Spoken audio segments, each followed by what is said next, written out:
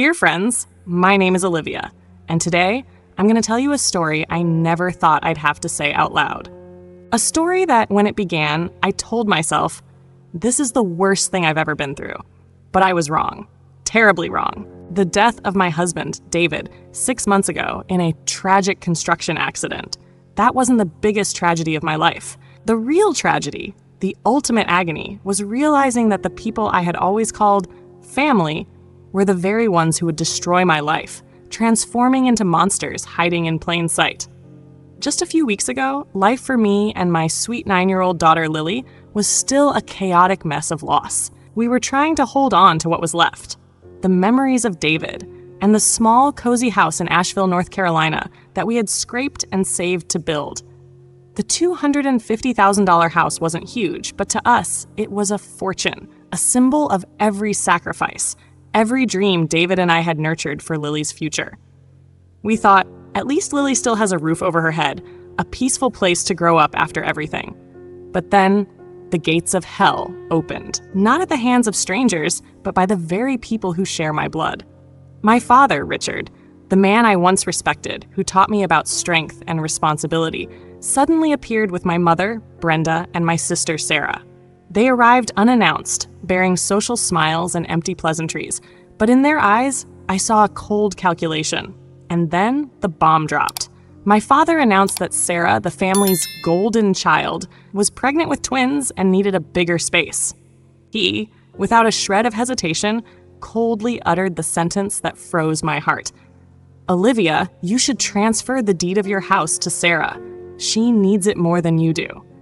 Did you hear that correctly? They wanted me to give it all up, to surrender the home that David and I had paid for with our sweat, tears, and his very blood, just so Lily would have a future. I refused. I stood up for my daughter, for what David had left behind, and that's when hell truly began. The pressure, the threats, the vicious rumors spreading everywhere. My father even called the hospital where I work, trying to ruin my reputation. But nothing, absolutely nothing, could have prepared me for the most horrific moment of my life. I had to work a late shift that night. With no other options, I reluctantly asked my parents to watch Lily. I thought, no matter what, they were her grandparents. They would never hurt her. I was wrong. Fatally wrong. When I returned home, my entire world collapsed. Lily was huddled in her bed, her eyes swimming in tears, and on her neck, there were deep red bruises in the shape of a handprint. My father, her grandfather, had strangled Lily. He had put his hands around my 9-year-old daughter's throat, all because I wouldn't give up our house. This isn't just a story about loss or about a house. This is a story of the ultimate betrayal, of a family that crossed every line of morality and humanity. And I'm going to tell you everything, every single detail of what it was like to face the people I once called family. Could I protect Lily? Would there be justice? And could we ever find peace after it all?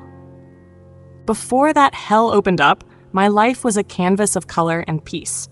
David and I met in college in Asheville, North Carolina. He was an ambitious civil engineer with bright eyes and a warm smile that put everyone at ease. I was a simple girl with a dream of becoming an elementary school teacher. We literally bumped into each other in the university library when I spilled my latte all over his books. What began with an embarrassing accident turned into the most beautiful love story of my life. David didn't just fix his books, he fixed a part of my heart, filling spaces I never knew were empty. We weren't born with silver spoons. Both David and I came from working-class families, so every dollar we earned was soaked in sweat and effort.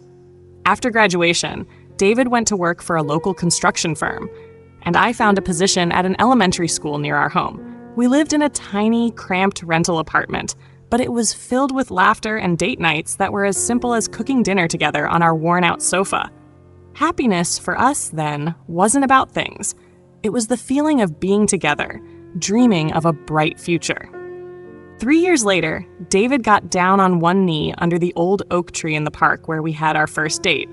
It wasn't flashy, no grand gestures, just me, him, a sandwich, and a simple ring he'd saved for months to buy. Tears streamed down my face as I said yes, instantly. Our wedding was an intimate affair with our closest friends. Notably, my parents and sister didn't come. They claimed the drive was too far, but I knew it was their way of showing their disapproval. They always saw David as the one who had stolen me from their control, but it didn't matter. What mattered was that I had David, my own small family. When I found out I was pregnant with Lily, our motivation doubled. David worked extra shifts. I took on evening tutoring sessions. Every dream, every plan revolved around the tiny life about to enter our world. And then, she arrived. Lily was born with David's sparkling eyes and my stubborn determination. She was the center of our universe. David, no matter how busy, never missed a school play or a sports game. He would spend hours building giant blanket forts with her, or patiently teaching her about massive locomotives. The love and bond between father and daughter was the most magical thing I've ever witnessed. The $250,000 house we bought when Lily was born wasn't a glamorous mansion from a magazine. It was just a small 3-bedroom home in a quiet Charlotte suburb with a nice little yard and good schools nearby. But to David and me, it was everything. It was proof of every sleepless night, every simple meal, every sacrifice we made for Lily. That house wasn't just 4 walls and a roof. It was a symbol of the future, a foundation of security for our little girl. We thought, no matter what happens, at least Lily will always have this place, a peaceful haven for her to grow up in, surrounded by memories of David's love. But then, one fateful day, everything shattered. David, my strong, resilient man, was gone forever in a construction site collapse. The phone call from his colleague froze my world. In an instant, David was gone, taking his bright smile and infectious laugh with him. I became a widow at 32, alone in a sea of grief and responsibility. Lily, my sweet daughter, stopped speaking for weeks. She would just sit by the window, staring into the distance, waiting for someone who would never come back. The nights were filled with her sobs, and I was a ghost, trying to exist for her. David's life insurance was just enough to pay off the mortgage on the house, making it the only asset we had left. A paid-off home, our one financial blessing in this nightmare. But the cost of living, property taxes, and daily expenses were still a massive burden. 3 months passed in a blur of pain and loneliness. I thought this was the rock bottom of suffering. I was wrong. The real horror, the ultimate agony, was waiting for me, hidden behind the familiar faces of my own family. And that's when everything started to turn into the worst kind of nightmare. It was an early April Sunday afternoon, clear and deceptively calm, but I'll never forget the feeling of dread that hit when the doorbell rang. Lily was in her room working on a school project, and I was folding laundry, one of those monotonous chores that becomes strangely therapeutic in times of grief. I opened the door, and there, like a nightmare made real, were my parents, Richard and Brenda, with my sister Sarah in tow. They'd arrived unannounced, bearing social smiles and shallow hugs. "Olivia, darling, you look terrible. My mother, Brenda, said, air kissing my cheek as she swept past me into the house. My father, Richard, followed with a grunt for a greeting, while Sarah offered a sympathetic smile that didn't reach her eyes. "We've been worried about you," my father said, casually sinking into David's favorite armchair without asking. "All this isolation, just you and Lily? It's not healthy." I bit my tongue, swallowing the retort about their sudden concern after months of near silence. "We're doing okay. Lily's in therapy, and I have supportive friends." My mother's eyes scanned the house with a critical gaze. "It's so small for the two of you and so much maintenance." She gestured vaguely toward a tiny water stain on the ceiling we'd had fixed weeks ago. "It's perfect for us, actually," I replied. "All of David's memories are here." My father cleared his throat. "That's actually what we came to talk to you about, Olivia. The house." The tone of his voice made my stomach clench. I slowly sat down on the sofa, facing them. "What about it?" "Your sister is pregnant," my mother announced gleefully, beaming at Sarah. "With twins. Can you believe it? They're going to need more space." Sarah placed a hand on her still flat stomach and nodded. "Jason and I are thrilled, but our rental is only a 1-bedroom. There's no way we can fit 2 cribs." I automatically congratulated Sarah, still not understanding what this had to do with me, until my father leaned forward, lacing his fingers together. "We think you should sign the house over to Sarah," he declared, his voice cold as ice. "She needs it more than you do." The words hit me like a physical blow. I'm sorry? It all makes sense, my mother chimed in. This place is paid off, thanks to David's life insurance. You and Lily could easily find a smaller rental or move back closer to us. Sarah has 2 babies on the way. This is our home, I said, my voice barely a whisper. David and I worked for years to afford it. My father's eyes hardened. Don't be selfish, Olivia. You always make everything about you. Your sister has a family to think about. So do I. I shot up from the sofa, my hands trembling. My daughter just lost her father. This house is her stability, her security. You're being dramatic, my mother cut in. Lily is young. She'll adapt. This conversation brought me back to my childhood. Every time I wanted something, Sarah ended up with it. The bicycle I saved up for was given to Sarah because she needed more exercise. My college fund was suddenly drained because Sarah's dance classes are an investment in her future. It was always Sarah's needs over mine. This isn't about Lily at all, I said, the pieces clicking into place. This is about Sarah wanting something that's mine again. Sarah's eyes welled up with tears, right on cue. That's not fair, Olivia. We're struggling and you're sitting on a whole house by yourself. A house my husband and I paid for, I countered. With our money, our sacrifices. David wanted this to be Lily's security. My father stood, towering over me just like he did when I was a child. Your husband is gone, Olivia. It's time to think about the living, about family. Lily is my family, I said firmly. And I am not giving away her home. His face turned red. After everything we've done for you, what exactly have you done for me? I interrupted, something I'd never dared to do before. When David died, you barely called. When Lily stopped talking for weeks, you sent a generic sympathy card. And now you want her home?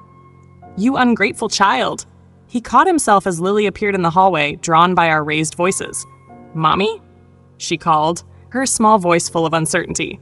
It's okay, sweetie, I reassured her. Go back to your room. I'll be in soon.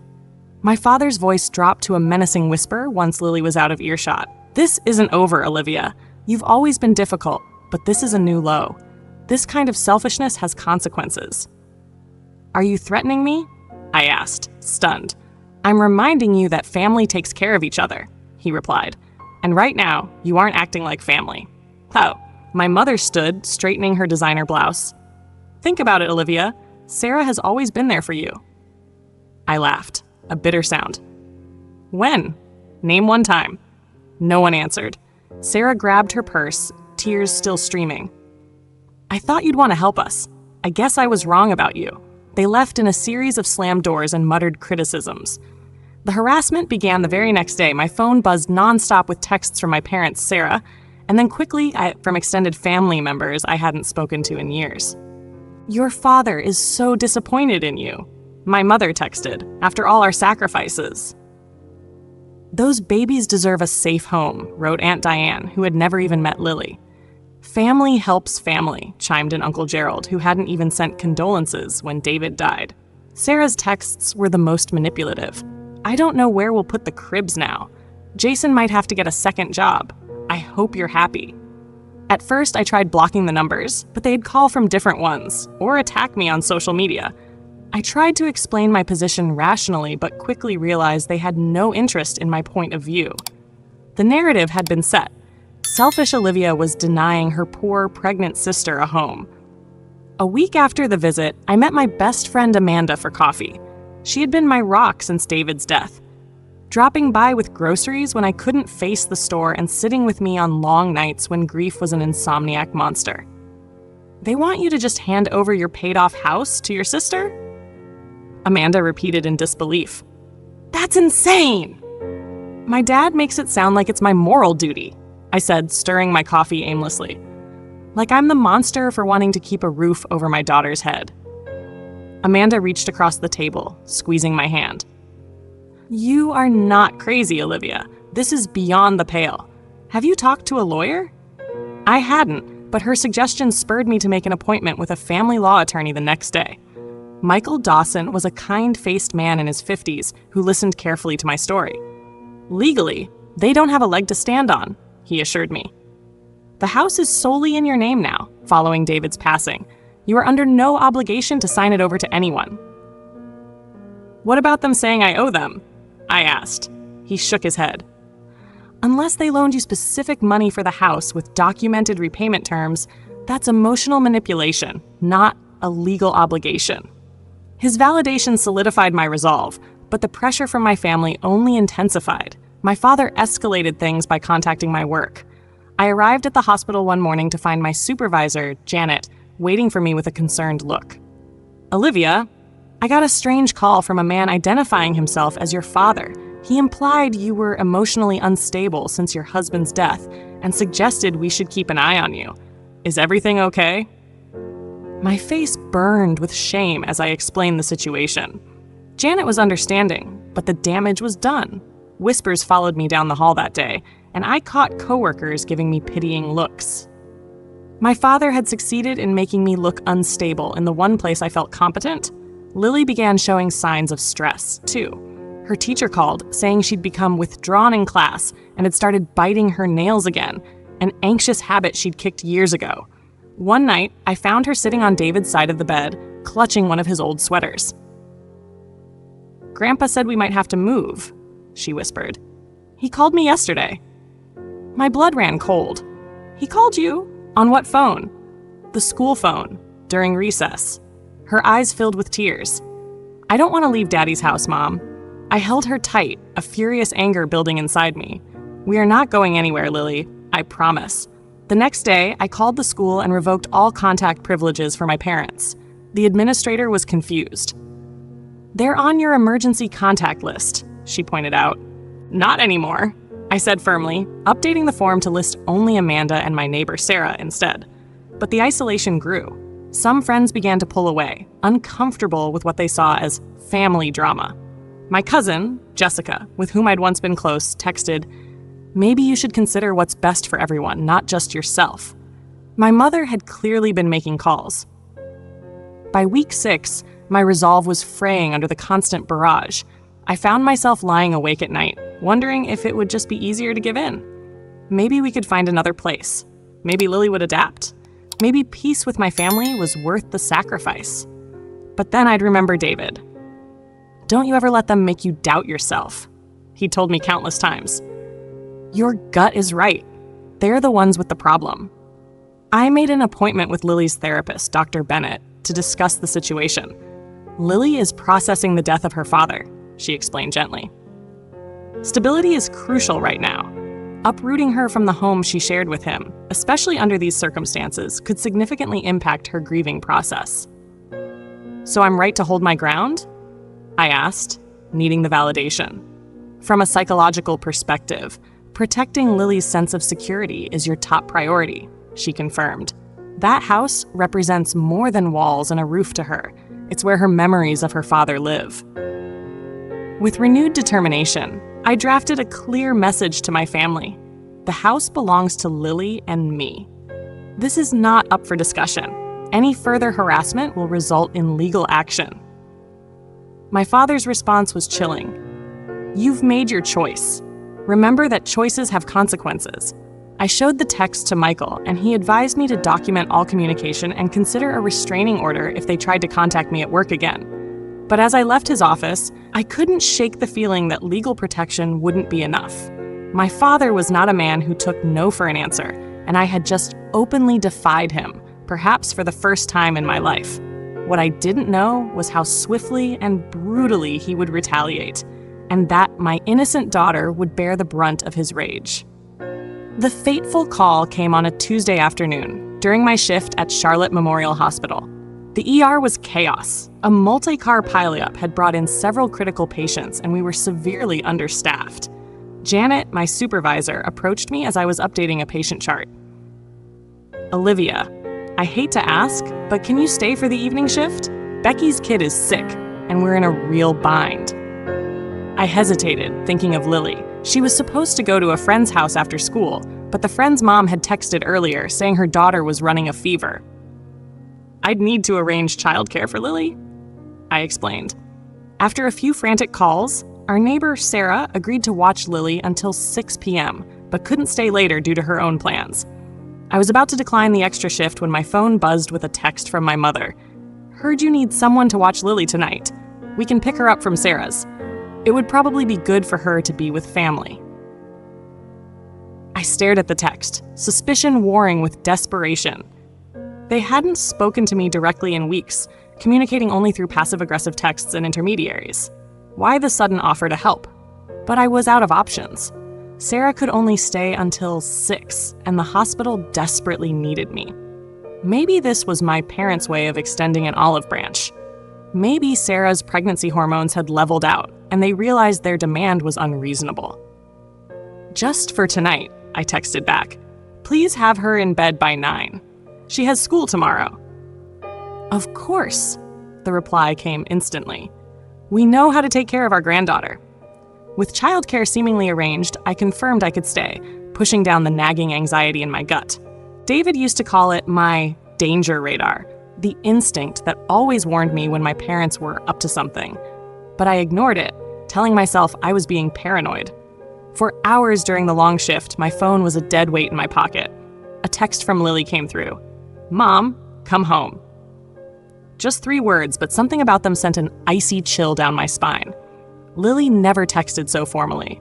Our texts were usually filled with emojis and shorthand. This was different, wrong. I called immediately, but it went straight to voicemail. I texted back, "Are you okay? What's going on?" No response. I called my parents' cell phones, no answer. Their home phone, no answer. My danger radar was screaming. I found Janet, showed her the text. "I need to go. Something is wrong with my daughter." She took one look at my face and nodded. "Go. We'll manage." I drove home in a blur, running red lights, praying to a God I wasn't sure I believed in anymore. Our house was dark when I pulled up. No sign of my parents' car. Fumbling with my keys, I burst through the door. "Lily?" I called, flipping on the lights. A small sound came from her bedroom, a choked sob. I found her curled up in bed, her face tear-streaked, clutching the stuffed rabbit David had given her for her 5th birthday. "Sweetheart, what happened? Where are Grandma and Grandpa?" She looked up, and that's when I saw them. The dark, red marks ringing her neck, in the perfect shape of fingerprints. Her scalp was red and irritated in patches, a small clump of her hair lying on her pillow. "Grandpa got mad," she whispered, her voice hoarse. "He said I was being disobedient, just like you." My world narrowed to a single point of white-hot rage as she recounted what had happened. My parents had picked her up from Sarah's as planned, but had taken her back to their house instead of ours. My father had immediately started grilling her about our home, asking if I'd been talking to lawyers or bad-mouthing the family. When Lily, confused, said she just wanted to go home, he had snapped. He grabbed her by the throat, shoved her against a wall, telling her she was an ungrateful brat, just like her mother. When she tried to struggle, he yanked her hair so hard that clumps came out in his hand. He said it was my fault that you wouldn't give your house to Aunt Sarah. Lily sobbed. That you were teaching me to be selfish, and he needed to teach me a lesson. My mother had stood by and watched, not intervening, telling Lily to stop being dramatic and that Grandpa was just upset. When Lily managed to run to the bathroom and lock the door, she texted me from the phone I'd given her for emergencies. My father had pounded on the door, threatening to break it down, but they eventually drove her home in tense silence, dropping her off with a warning. Don't make things worse by lying to your mother. As she spoke, I took pictures of her injuries. The bruises stark against her pale neck, the patches of missing hair, the scratch on her cheek where his wedding ring had broken the skin. Each photo fueled a rage I had never known, a primal, dangerous anger. Did they hurt you anywhere else? I asked, trying to keep my voice steady. She shook her head. Grandma just watched. Aunt Sarah was there too. She looked scared, but she didn't say anything. That detail, my sister witnessing my child being abused and staying silent, was the final betrayal. Any lingering doubt about severing ties with my family evaporated in that moment. I called 911, reporting the assault. While waiting for the police, I held Lily, rocking her gently as she drifted into an exhausted sleep. My phone blew up with texts from my parents. Lily is being dramatic. I barely touched her. This is what happens when you raise a child without discipline. If you had just been reasonable about the house, none of this would have happened. That last text I saved as evidence, an implicit admission of what they'd done and why. When Officer Keith arrived, he took an initial statement and photos. "You should take her to the emergency room," he advised, to get her documented and checked for any internal injuries. I nodded, numb, gathering Lily's things. As we were leaving for the hospital, the officer asked, "Ma'am, do you have somewhere safe to stay tonight? Sometimes in these situations, the perpetrators will return." The question jarred me. This was our home, our sanctuary, but now it felt vulnerable, exposed. "We'll be okay," I said, not wanting to impose on Amanda with 2 overnight guests. "Mommy," Lily whispered as I buckled her into the car. I recorded it on my tablet. When Grandpa was yelling and grabbing me, I hit the record button like you showed me for my video diaries. My hands froze on the seatbelt. "You recorded it?" She nodded weakly. "It's in my backpack. I thought you might need proof because Grandma and Grandpa lie a lot." In that moment, despite everything, I felt a wave of pride for my brave, resourceful daughter. At 9 years old, she'd had the presence of mind to create evidence, knowing the adults might not believe her without it. "You did the exact right thing," I told her, kissing her forehead. "You are the bravest person I know, Lily." As we drove to the hospital, I made a silent vow. No one would ever hurt my child again. Not family, not anyone. The house, the inheritance dispute, it all became trivial compared to Lily's safety and her recovery. What I didn't realize then was that the recording would change everything, not just legally, but within our extended family circle. The irrefutable proof of my father's abuse would shatter the carefully constructed image he'd maintained for decades, and in the end, it would set us free. The emergency room was eerily quiet when we arrived. The triage nurse, a woman named Beth with kind eyes and efficient hands, took one look at the marks on Lily's neck and immediately moved us to a private exam room. "Suspected non-accidental trauma," she said into the phone, using the clinical language that couldn't mask the horrible truth. My daughter had been assaulted by her grandfather. Dr. Patricia Reynolds arrived minutes later, her manner gentle, but her examination meticulous. "I need to document everything," she explained to both of us. "It might feel a little clinical, but it's very important for the record." Lily sat still, a small, stoic figure, while the doctor photographed her injuries, measured the bruises on her neck, and noted the patches of missing hair. When Dr. Reynolds asked her to describe what happened, Lily's voice trembled but didn't break. "Grandpa was mad because Mom wouldn't give Aunt Sarah our house," she said simply. "He said he had to teach me not to be selfish like her." The doctor's face remained neutral, but I caught the flash of anger in her eyes. "Did he say anything else while he was hurting you?" Lily nodded. "He said, 'Your mother is poisoning you against this family.' That I needed to learn respect." Her voice dropped to a whisper. He said, "If she keeps being difficult, there will be worse consequences." Dr. Reynolds made a note, then turned to me. "We'll need to do a full workup. X-rays of her neck and skull to check for any structural damage. The pattern of bruising suggests significant force was applied." While Lily was taken for imaging, I sat alone in the exam room, guilt a lead weight in my stomach. I had left my child with people I knew were manipulative and vindictive, all because I needed to work an extra shift. The logical part of my brain knew they were the abusers, not me. But the mother in me couldn't stop the spiral of self-blame. Officer Keith arrived at the hospital to take a formal statement. "I've spoken with the district attorney's office," he informed me. Given the age of the victim and the nature of the assault, they're taking this very seriously. I handed him Lily's tablet. My daughter recorded it. I haven't listened to it. I don't think I can, but she said it's all on there. He nodded, placing the tablet in an evidence bag. This could be very important. We'll have our tech team do a professional extraction to preserve the chain of custody. Lily returned from her x-rays, looking small and exhausted on the gurney. The scans showed no broken bones, but the doctor advised watching for concussion symptoms from where she'd been shoved against the wall. She should rest for the next 48 hours, Dr. Reynolds advised. And I'm prescribing a mild anti-anxiety medication to help her sleep. Trauma like this can trigger nightmares, flashbacks. I nodded, mentally calculating how many sick days I could take from the hospital to be home with her. My phone buzzed. A text from our neighbor, Sarah. Just heard there were police at your parents' house. Is everything okay? Is Lily all right? We're okay. I texted back, explaining briefly, and she replied instantly. Come stay with me tonight. The guest room is ready. No arguments. It was nearly midnight when we left the hospital, armed with discharge papers that clinically documented the assault. Lily fell asleep in the car, and I carried her into Sarah's spare bedroom, tucking her in without waking her. Sarah was waiting in the kitchen with a cup of tea and a sympathetic ear. I should have known something was wrong when they were so insistent on picking her up, she said, shaking her head. Your dad looked so smug. You couldn't have known, I assured her, though part of me wished she'd sensed the danger I had dismissed. None of us thought he would hurt a child.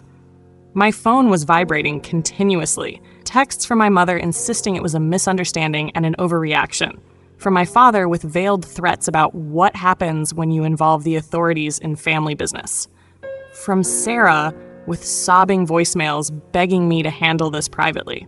I turned my phone off and set it aside. I couldn't deal with them right now. Sarah nodded.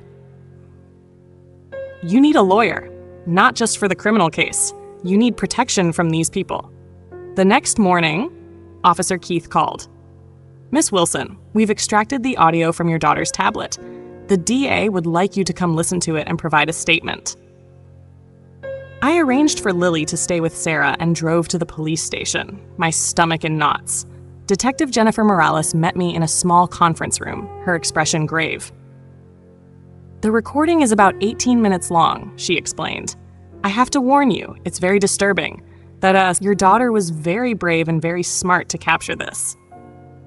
She pressed play and my father's voice filled the room, harsh, menacing in a way I recognized from my own childhood.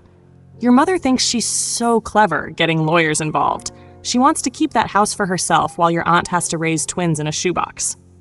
Lily's tiny voice. I don't know about any lawyers. I just want to go home. The sound of something hitting a wall. A startled gasp from Lily. You don't walk away when I'm talking to you. That's the exact kind of disrespect your mother is teaching you. A scuffling sound. A sharp cry of pain from Lily. Grandpa, you're hurting me. Sometimes pain is the only way people learn. Your mother needs to understand that there are consequences for defying family. The sounds that followed will haunt me for years. My daughter's choked gasps, begging him to stop. The unmistakable sound of hair being ripped. My mother's voice in the background, not intervening, but telling Lily to stop being dramatic. And then the damning part. My father's clear link of the assault to the housing dispute. If your mother had just signed over the house like she was told, none of this would be happening. This is her fault. You tell her that. You tell her what happens when she's selfish. The recording continued with Lily escaping to the bathroom, her terrified breathing as she hid, the pounding on the door, and more threats. By the time it was over, tears were streaming down my face, and Detective Morales silently pushed a box of tissues toward me. Miss Wilson, this is one of a handful of the clearest cases of child assault and abuse I've ever heard documented. Your father explicitly linked the attack to your refusal to sign over property to your sister. That makes this not just assault, but coercion. She paused, giving me a moment to compose myself. The district attorney is pursuing charges of felony child abuse, assault, and attempted coercion. We'll be arresting your father today, and your mother will be charged as an accessory. I nodded, speechless. We are also processing an emergency restraining order that will protect both you and Lily. Your parents and sister will not be permitted to contact you or come within 500 feet of your home, work, or Lily's school. As I left the police station, my phone rang. It was Michael Dawson, the family lawyer I'd consulted before. Olivia, I was just contacted by the DA's office about your case, he said. I'd like to help you file for the permanent restraining order and navigate the upcoming legal proceedings, and I think we should also discuss a civil suit. That afternoon, my neighbor Sarah called Michael's office, her voice urgent. Olivia, your parents and sister just tried to get into your house. I saw them from my window and called the police. They were claiming they needed to get Lily's things for her to stay with them longer. The audacity was breathtaking. Anna. Even with criminal charges pending, they were still trying to exert control, still operating under the delusion they had any rights to my child or my home. They've been sent away, Sarah continued, but I thought you should know they're escalating, not backing down. That evening, as Lily slept restlessly in Sarah's spare room, I sat at my laptop, looking over the legal documents Michael had prepared: the protective order, the victim impact statement, the civil complaint, the formal language that tried to capture the emotional devastation of being betrayed by your own family. A text from an unknown number came through. "This is Michael, Sarah's husband. We need to talk about what happened. Not all of us are on board with what your father did. Call me if you want the whole story." I stared at the message, unsure if it was another manipulative ploy or a genuine outreach across the widening family divide. Either way, it suggested the united front my parents had presented was beginning to crack. The truth, captured on an audio file by a 9-year-old girl brave enough to think clearly in her moment of terror, was beginning to spread. And I realized that the house, the object of so much conflict, had paled in importance to the more fundamental question of who could be trusted with my daughter's safety. Not my parents, not my sister. Those bridges weren't just burned. They had been obliterated by the sound of my child gasping for air in her grandfather's hands. "We'll get through this," I whispered to Lily's sleeping form, gently touching the fading bruise on her neck. "And we'll rebuild on our own terms."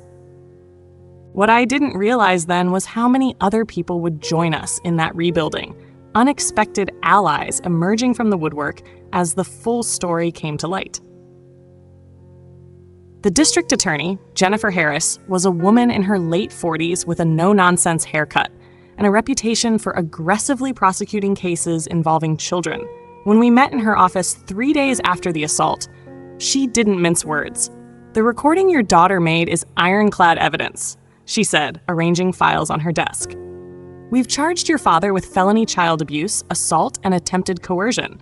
Your mother is charged as an accessory for her failure to intervene and her subsequent attempts to cover it up." "What about my sister?" I asked. Lily said she was there. DA Harris nodded.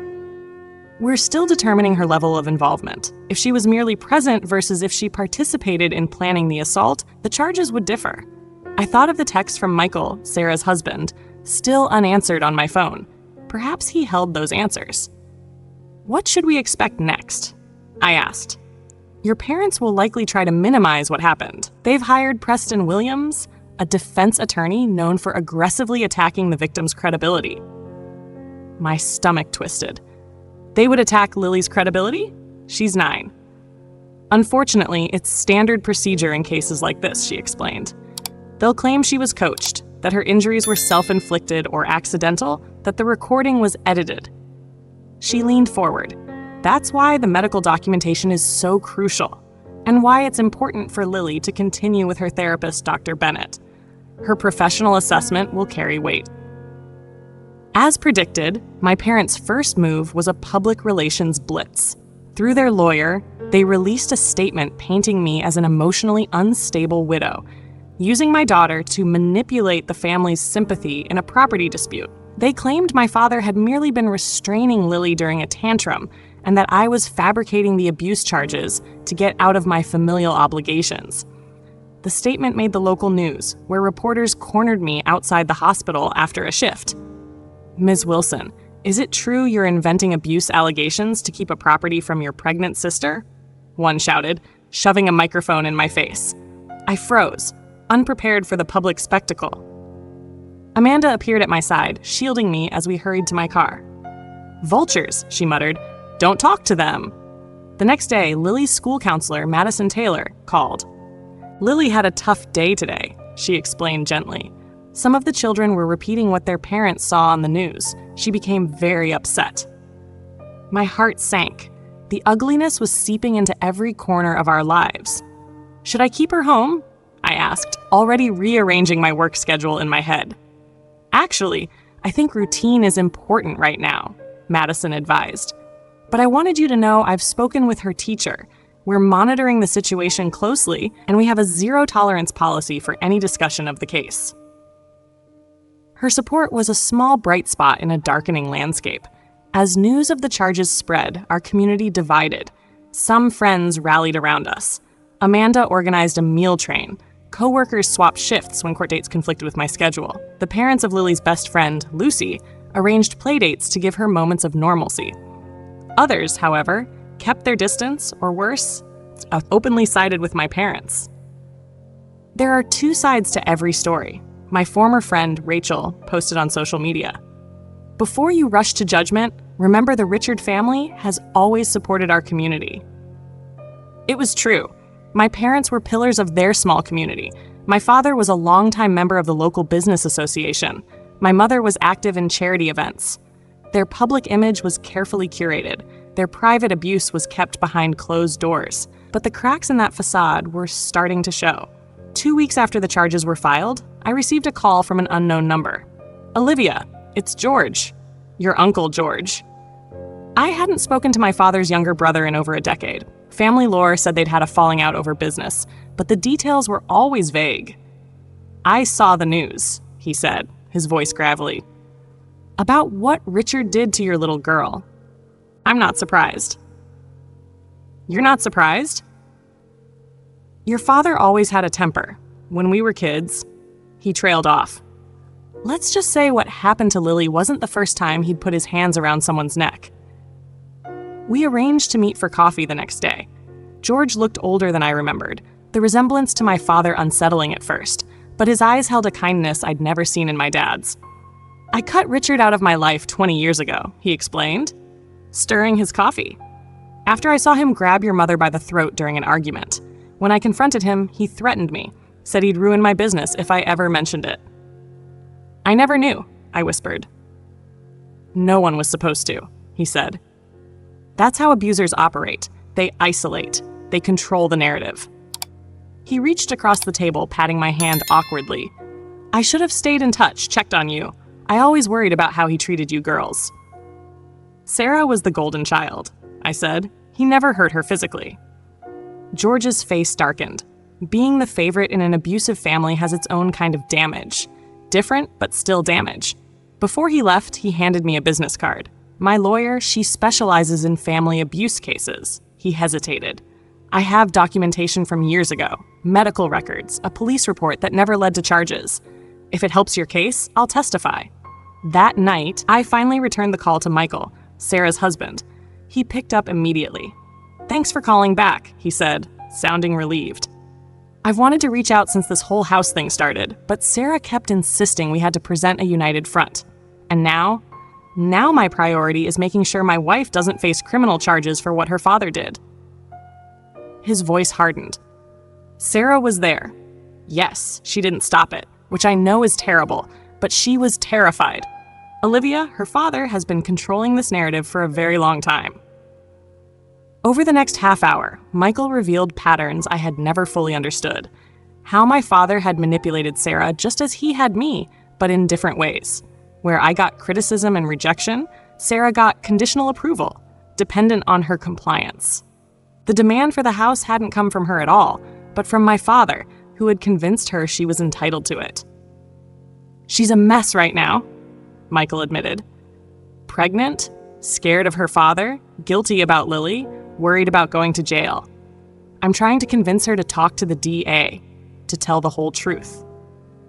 His revelations aligned with what Uncle George had said about the burden of the golden child.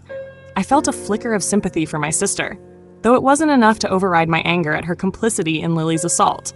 If she cooperates fully, I won't push for charges against her, I said finally, but I need her to tell the truth, the whole truth. 2 days later, Sarah met with the district attorney, giving a sworn statement that corroborated Lily's account and revealed more details about my father's premeditated plan to teach me a lesson through my daughter. Her testimony significantly strengthened the prosecution's case. As the preliminary hearing approached, Lily's school counselor called again, this time with unexpected news. "Lily spoke up in her class today," Madison said, a note of cautious optimism in her voice.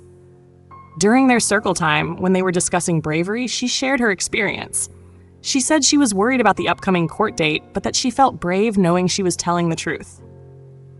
Pride mixed with pain swelled in me as I pictured my 9-year-old daughter finding the courage to face a courtroom. How did the other students react? I asked. With incredible empathy, Madison said. They asked thoughtful questions, offered support.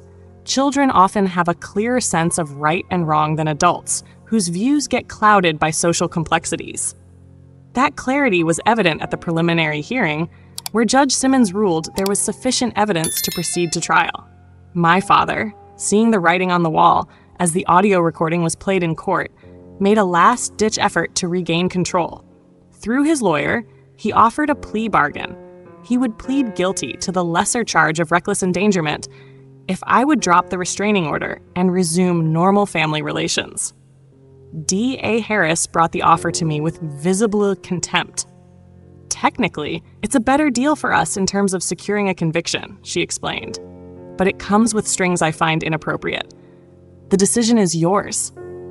I thought of the bruises on Lily's neck, the missing hair, the nightmares that still woke her up screaming weeks later. I thought of my own childhood spent tiptoeing around my father's temper. I thought of Uncle George's revelations and Sarah's fearful compliance. No deal, I said firmly. Some actions can't be erased with a handshake and a promise to play nice. Lily deserves better. I deserve better. The decision to proceed to trial set off another wave of reactions from the community. A local parenting blog posted an anonymous letter from a mother claiming similar experiences with my father years ago when he coached youth soccer. A former business partner came forward alleging threatening behavior. The carefully constructed public image continued to crumble. Amanda organized a small rally outside the courthouse on the day of jury selection. The sight of 24 people holding signs that read, "We believe Lily" and "Stop child abuse" brought tears to my eyes. But the most unexpected support came from Lily's school.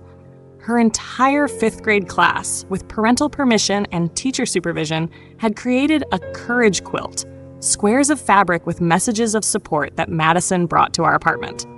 They wanted Lily to have something tangible to hold on to during the hard days, she explained. Something to remind her she wasn't alone. That evening, as Lily ran her hands over the colorful squares, she looked up at me with the first genuine smile I'd seen in weeks. "I'm not scared anymore, Mom," she said softly, "not when so many people know the truth." In that moment, I realized something fundamental had shifted. We had started this journey isolated and vulnerable, facing a united front of family pressure and manipulation. Now, surrounded by a growing community of support, the power dynamic had inverted. My father, once so confident in his ability to control the narrative, found himself increasingly alone as the truth was exposed. And Lily and I, once desperate to maintain the security of our physical house, had discovered something far more valuable: a chosen family of friends, professionals, and even estranged relatives who had formed a foundation more solid than any apartment walls could ever be. The trial was still ahead, with all its potential trauma and difficulty, but for the first time since David's death, I felt truly hopeful for our future, whatever shape it might take. The morning of the trial, Lily sat at our kitchen table, carefully choosing her outfit, the purple dress David had bought her for her last birthday, with a matching headband to cover the spots where her hair was still growing back. "Do you think Dad knows what's happening today?" she asked, adjusting the headband in the reflection of a spoon. The question caught me off guard. We spoke of David often since he passed, but this was the first time she'd asked about his awareness of our current struggles. "I think," I said carefully, "that if there's any way for him to know, he does. And he would be so proud of you, Lily." "So incredibly proud." She nodded, satisfied with the answer and with her reflection. "I'm ready." But we never made it to the courtroom. As we were preparing to leave, Michael called with stunning news. "Your father is taking a plea deal," he said, sounding surprised himself. "A full admission of guilt on the felony child abuse and assault charges, no reduced counts." "What changed?" I asked, stunned by the sudden capitulation. Two things, he said. "First, 3 more witnesses came forward yesterday with accounts of your father's abusive behavior in other contexts. Second, and I think this was the clincher, your sister agreed to testify against him. According to Michael, Sarah had finally broken free of their father's influence, providing prosecutors with detailed accounts of years of psychological abuse.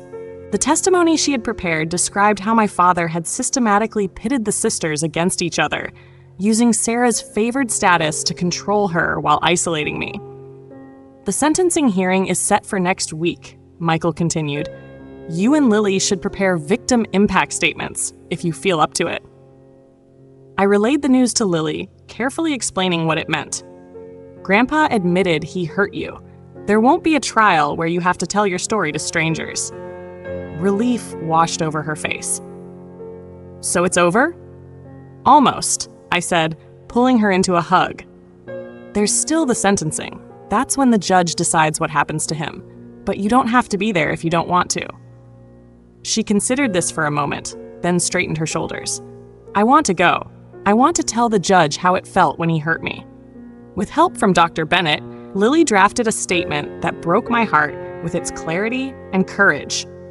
On the day of the sentencing, she stood before Judge Simmons, her voice clear despite her nervousness. When my grandpa hurt me, I was scared nobody would believe me, because adults usually believe adults more than kids. She read from her carefully written notes. I had nightmares that I couldn't breathe, and I was scared to go to school because I thought he might come get me. But the worst part wasn't the pain or the scary feelings. The worst part was that my grandpa, who was supposed to love me, hurt me because he was mad at my mom. I don't think people should hurt kids, especially not to punish someone else. Judge Simmons, a grandmother herself according to courthouse gossip, thanked Lily for her courage before turning to my father. Mr. Richard, she said, her voice stern. In my 30 years on the bench, I have seen many cases of domestic violence. What sets yours apart is the calculated nature of assaulting a child for the specific purpose of controlling her mother. This was not a momentary loss of control, but a deliberate attempt to use violence against a child as leverage in a property dispute. This court cannot and will not tolerate such behavior.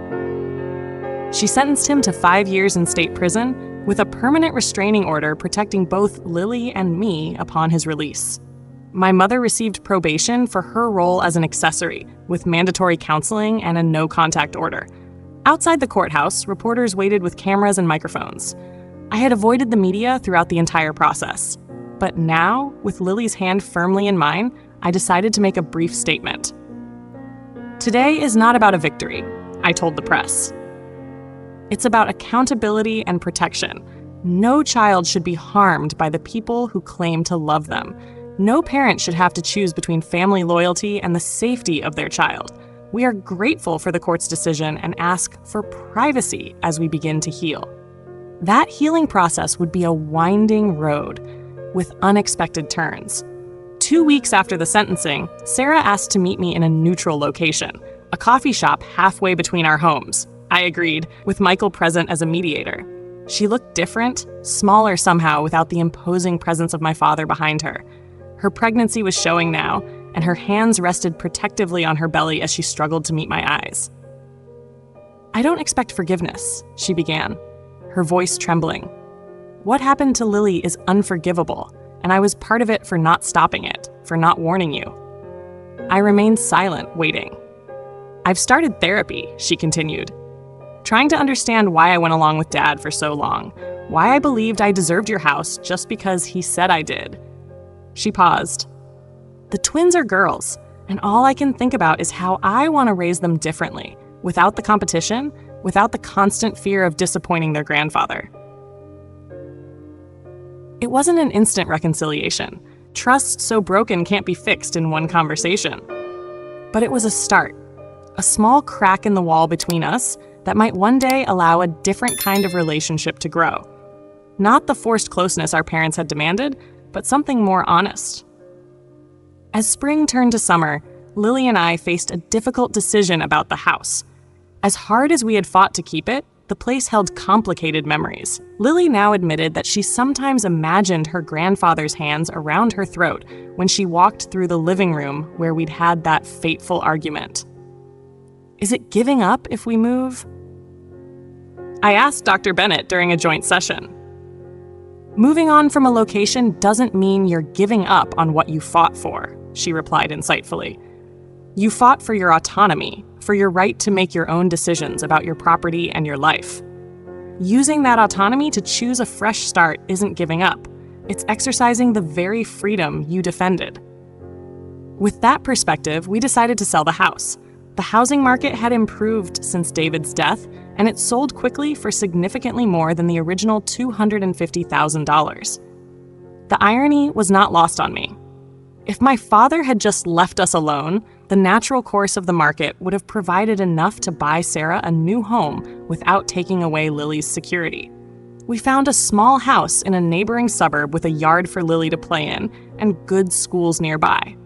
As we moved our things, Lily sorted through the items of her dad's we had kept, deciding what would come to our new home. Not all of it, she decided, setting some things aside. Just the special things that make me happy to see them. The sad memories can stay behind.